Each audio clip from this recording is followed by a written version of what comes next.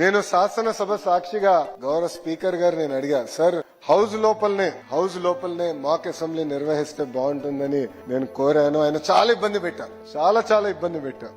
కనీసం ఒక 10-15 సార్లు మాట్లాడుంటాను, ఫోన్ చేసి ఉంటాను. అంటే మంచి మనసుతో ఏదో చేయాలని అనుకుంటాం. అంటే అప్పుడు ఆయన లేదు, రూల్స్ ఉంటుంది, సభా సాంప్రదాయాలు ఉంటాయి. అంటే మీరే కదా సార్ స్పీకర్, మీ చేతుల్లోనే అంత ఉంటుంది. లాస్ట్ రూల్ బుక్ లో లాస్ట్ రూల్ ఉంటుంది, if speaker so desires can override all the previous rules అని లాస్ట్ రూల్ ఉంటుంది. నేను ఆ రూల్ కోట్ చేశాను. ఇంక వీడితో మారితే కష్టం అని చెప్పి డైరెక్ట్ గౌరవ ముఖ్యమంత్రి గారి దగ్గరికి వెళ్ళి, ఈ మిసైల్ ఇబ్బంది పెడుతున్నాడు, మీరు జీపీఎస్ గా డైరెక్షన్ ఇవ్వండి, ఈ మిసైల్ కి లోపల పెట్టాం గానీ అసెంబ్లీ ప్రాంగణంలో అద్భుతంగా ఒక టెంట్ వేసి అసెంబ్లీ లోపల ఎలా ఉంటుందో అదే విధంగా మేము చేస్తాం, ఆ మిసైల్ కి మీరు డైరెక్షన్ ఇవ్వండి అని చెప్పిన గొప్ప వ్యక్తి అయ్యన్న పాత్రుడు గారు.